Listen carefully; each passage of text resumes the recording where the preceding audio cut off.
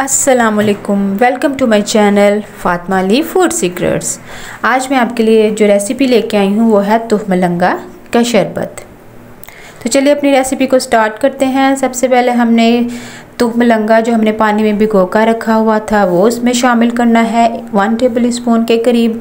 उसके बाद जो जामे शीरी ले लें या फिर रूह अफ़ज़ा है जो आपको पसंद है वो इसमें डालें।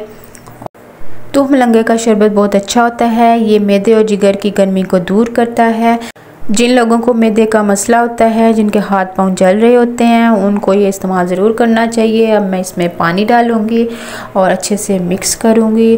गर्मी का मौसम है तो दिल करता है कि ठंडी ठंडा मशरूफ़ जो है वो पिया जाए। तो ये बहुत ही रिफ़्रेशिंग ड्रिंक है, एनर्जेटिक ड्रिंक है, बहुत ही मज़े का और टेस्टी है ये ड्रिंक। तो आप इसको ज़रूर ट्राई कीजिएगा। वीडियो अच्छी लगी है तो इसको ज़रूर लाइक कीजिए। मिलते हैं नेक्स्ट वीडियो में।